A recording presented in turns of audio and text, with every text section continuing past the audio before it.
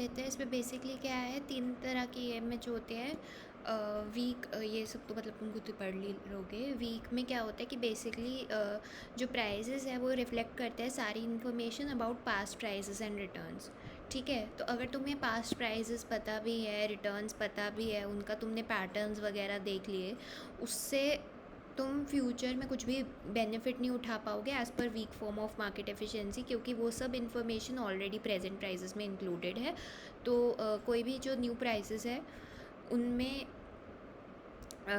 मतलब उनमें और जो पास्ट वाले पैटर्न्स थे उनमें कोई सिमिलैरिटी नहीं होगी। ठीक है, तो टेक्निकल एनालिसिस जो चार्ट्स वार्ट्स होते हैं वो सब फेल हो जाते हैं weak form of market efficiency के हिसाब से। सेमी स्ट्रॉन्ग फॉर्म के हिसाब से ये थोड़ा और आगे जाती है। तो ये बोलती है कि कोई भी पब्लिक इन्फॉर्मेशन है, पास्ट प्राइजेस हो गए, न्यूज़पेपर कंटेंट, डेटा बेसिस वगैरह, इन ये सब प्राइजेस में ऑलरेडी रिफ्लेक्टेड है। इसलिए ये सब जो है कि बेसिकली ये सब जो है वो मतलब अगर कोई नई इन्फॉर्मेशन आती भी है, कोई नया न्यूज़पेपर में आर्टिकल छप जाता है या समथिंग ऑफ दैट सॉर्ट, तो उससे मार्केट पे कोई असर नहीं पड़ेगा, प्राइजेस में कोई चेंज नहीं आएगा। Strong form of market efficient, तो इसमें अगर आपको तब भी बेनिफिट उठाना है, पैसे बनाने हैं, तो the only way for you to do that is कोई इंसाइडर ट्रेडिंग वगैरह के थ्रू। ठीक है, strong form of market efficiency is basically कि कोई सी भी इंफॉर्मेशन, इनसाइडर ट्रेडिंग वगैरह कुछ भी, कोई भी हेल्पफुल नहीं रहेगा।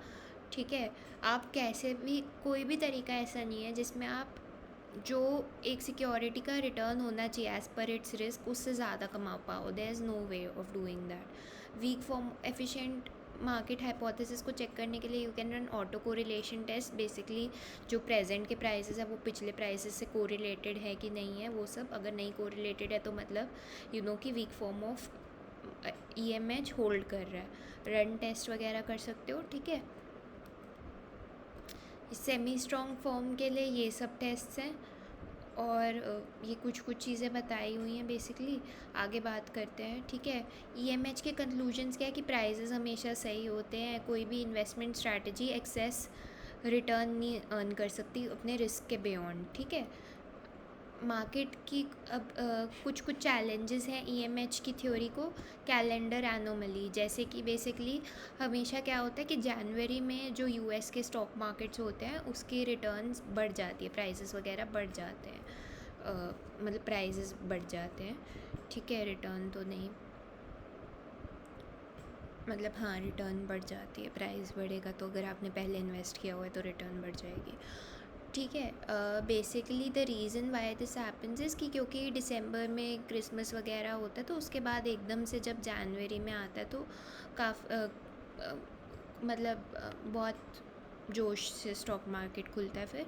ठीक है, तो अब ईएमएच के हिसाब से तो जब आपको पता है कि हर साल ही क्रिसमस आने वाला है एंड ऑल ऑफ दैट, तो जब आपको ये सब चीज़ें पता है पहले से ही, तो प्राइजेज़ में ऑलरेडी ये रिफ्लेक्टेड है, तो फिर प्राइजेज़ में कोई चेंज ही नहीं आना चाहिए इसके हिसाब से। बट आता है साइज़ एनोमली है बेसिकली कि हमें पता है कि स्मॉल कैप सेक्टर, ये 4-5 रीजंस याद कर लेना जो भी तुमसे याद हो रहे हो। ठीक है, साइज़ वाला बोलता है कि basically small cap stocks large cap को हमेशा आउट परफॉर्म करते हैं। तो ईएमएच के हिसाब से, तो बेसिकली ईएमएच के हिसाब से प्राइजेस में कोई चेंज आना ही नहीं चाहिए किसी भी रीज़न से, कि बेसिकली सब कुछ तो इसमें ऑलरेडी रिफ्लेक्टेड है, तो फिर क्या चेंज आ सकता है। बट वी सी की साइज़, जो स्मॉल कैप सेक्टर के स्टॉक्स हैं उनका रिटर्न्स हमेशा ही ज़्यादा होते हैं लार्ज कैप वालों से।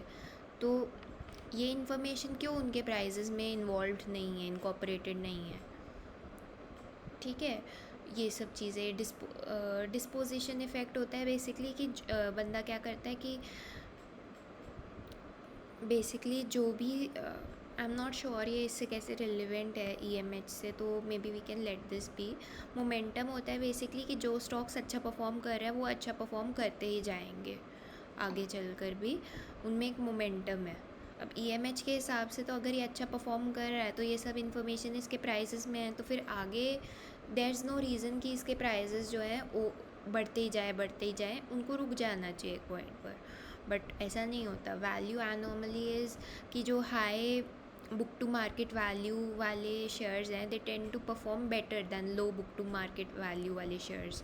ठीक है, अब अगेन वो सारी इन्फॉर्मेशन प्राइजेज़ में इनकॉर्पोरेटेड होनी चाहिए ईएमएच के हिसाब से, बट वी सी कि ऐसा नहीं है। अलग अलग शेयर्स जो हैं वो अलग अलग तरीके से परफॉर्म कर रहे हैं।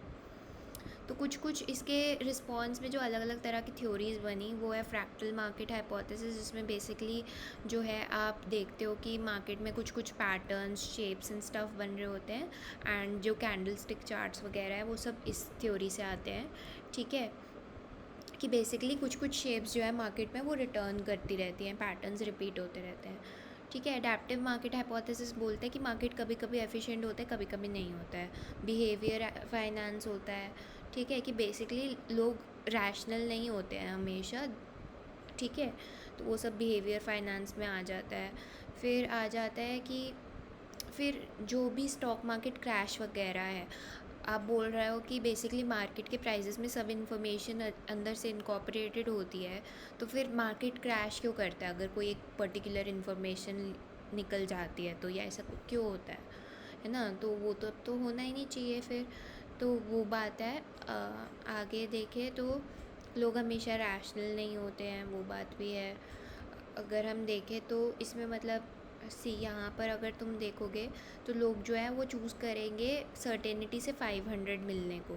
ठीक है, और यहाँ पर अगर तुम देखोगे तो लोग जो है वो चूज़ करेंगे कि बेसिकली पॉइंट दूसरी वाली चीज़ को चूज़ करेंगे। ठीक है, क्योंकि इसमें चांस है कि एटलीस्ट आपका कोई नुकसान ना हो, उसका प्रोबेबिलिटी है। बट वहाँ पर जो है इस वाले में पक्का 500 का नुकसान है ही है। तो मतलब लोग बहुत अलग अलग तरीके से बिहेव करते हैं। बिहेवियरल चैलेंजेस में यही है रिप्रेजेंटेटिवनेस। आप थोड़ा बहुत इन्फॉर्मेशन सुन के ही उससे बहुत ज़्यादा कंक्लूजन्स निकालने लग जाते हो। कई सुनी बातों में आके लोग इन्वेस्ट कर देते हैं, वो सब होता है। कंजर्वेटिज़म, लोग बहुत धीरे धीरे अपने बिलीव्स चेंज करते हैं। कोई न्यू इन्फॉर्मेशन आ भी जाए तो ऐसा नहीं है कि एकदम से बदल देते हैं अपने बिलीव्स, उनको टाइम लगता है एडजस्ट करने में, राइट। आर्बिट्राज लिमिटेड होता है। अब सी आर्बिट्राजर्स एफिशिएंट बनाते हैं मार्केट को, है ना, प्राइसेस सही रखने में हेल्प करते हैं, सस्ते ख़रीदते हैं महंगे वाली, मतलब एक चीज़ जो है, एक जो एसेट है उसको सस्ते में ख़रीदते हैं और महंगे में बेचते हैं। तो इससे क्या होता है, अल्टीमेटली उस एसेट का सेम प्राइस रहता है सारे मार्केट्स में। ठीक है, बट द थिंग इज़ कि आर्बिट्राजर्स को भी कुछ कुछ रिस्क फेस करने पड़ते हैं, जैसे कि फंडामेंटल रिस्क। बेसिकली आपने एक अंडर वैल्यूड स्टॉक ख़रीदा, आप उसको बेचने गए, ठीक है, ये सोच के कि आगे जाकर जो है अंडर वैल्यूड स्टॉक मैंने ख़रीदा है तो आगे जाकर मार्केट क्या करेगा कि बेसिकली इसका प्राइस जो है वो मार्केट में बढ़ना चाहिए तो मुझे बेनिफिट होगा। बट द थिंग इज़ कि ज़रूरी नहीं है कि मार्केट एफिशिएंटली ही एक्ट करे, राइट। हो सकता है कि उसकी वैल्यू और ज़्यादा गिर जाए, एंड ये आपके लिए एक रिस्क हो गया। आपने 93 में सोचा ख़रीदा था ये सोच के कि 95 पे जाएगा, बट वो 91 पे चला गया, आपका तो नुकसान हो गया ना। और अगर ऐसे रिस्क को अवॉइड भी करना है तो आपको सब्सटीट्यूट स्टॉक्स वगैरह ख़रीदने होंगे, बेसिकली हेज करना होगा अपने रिस्क को। बट द थिंग इज़ कि एकदम परफेक्ट हेजिंग पॉसिबल नहीं होती है, एंड इवन हेजिंग की भी कॉस्ट्स होती हैं, तो वो सब नुकसान होते हैं आर्बिट्राजर्स को, राइट। नॉइस ट्रेडर रिस्क, कई बार मतलब आपको पता है कि ये जो स्टॉक है ये अंडर वैल्यूड है तो इसका प्राइस बढ़ना चाहिए, बट बहुत ज़्यादा नॉइस है मार्केट में, कोई अफवाह फैली हुई है इसके बारे में ख़राब सी, एंड उससे क्या है कि लोग जो है उसको बेचने में लगे हुए हैं, तो बेसिकली उसका प्राइस और गिरे जाए ऐसा सा कुछ, तो इससे आपका नुकसान होता है। और ऐसे में क्या होता है फिर आर्बिट्राजर्स की जो एबिलिटी है to keep the market efficient वो भी रिस्ट्रिक्ट हो जाती है, बिकॉज सी आर्बिट्राजर का मेनली काम क्या होता है कि मार्केट को वो एफिशिएंसी पे लेके आता है, जिस चीज़ का जो प्राइस होना चाहिए वहाँ तक वो पहुँचाने में हेल्प करता है। बट अगर उस बेचारे को खुद को ही नुकसान होने लग जाए, अगर नॉइस ट्रेडिंग वगैरह के कारण जो चीज़ अंडर वैल्यूड है उसकी वैल्यू और ज़्यादा गिरने लग जाए तो वो क्या करेगा? वो उसको होल्ड करके, उस एसेट को होल्ड करके तो नहीं रखेगा कि और ज़्यादा गिर जाए और ज़्यादा गिर जाए। वो अपने लॉसेस को कट करेगा। वो उसी वक्त ही एसेट का अगर पता है आपको कि इसके प्राइस तो अब गिरने ही वाले हैं, there is no other way around it, तो आप उसको बेचोगे ना।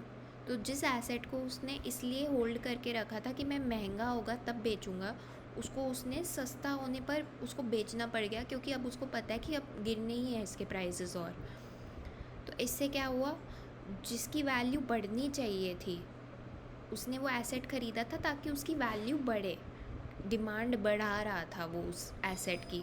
बट द थिंग इज़ कि उसको उसको बेचना पड़ गया नॉइस ट्रेडिंग वगैरह के प्रेशर में आके, एंड उससे उस एसेट का सप्लाई बढ़ गया मार्केट में, एंड उल्टा उससे मतलब बेसिकली जो मार्केट एफिशिएंसी की तरफ आना चाहिए था वो और ज़्यादा उससे डाइवर्ट अवे हो गया। ठीक है। इम्प्लीमेंटेशन की कॉस्ट्स होती हैं। आर्बिट्राज आप ऐसा नहीं है कि जितना मन करे उतना कर सकते हो, लीगल कंस्ट्रेंट्स होते हैं, ट्रांजैक्शन कॉस्ट होती है, कमीशन होता है, वो सब। तो उस सब के कारण भी ज़रूरी नहीं है कि आप एक मिस प्राइसिंग का बेनिफिट उठाने चलो। तो कई बार ऐसा भी हो सकता है कि ट्रांजैक्शन कॉस्ट से वो जो आप बेनिफिट गेन कर सको उससे उसको एक्सीड कर जाए, राइट, ऑल ऑफ दैट। तो ये केस बताया कि एक हेज फंड था जिसने कि बेसिकली ये नोटिस किया कि दो कंपनीज थी जिनका मर्जर हुआ था 60-40 के रेशो में। तो इनके स्टॉक प्राइजेस भी 60-40 के रेशो में होने चाहिए थे, बट नहीं होते थे। तो उस कंपनी ने कोशिश की कि चलो नहीं है तो इसका फ़ायदा उठाते हैं।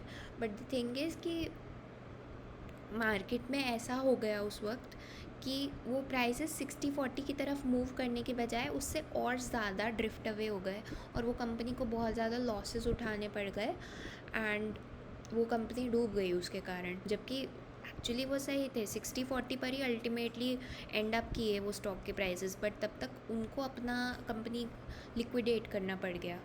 तो ये सारे जो स्टॉक प्राइसेस हैं ये सब बेसिकली एग्जांपल्स होते हैं कि मिस प्राइसिंग कैसे वर्कआउट करता है।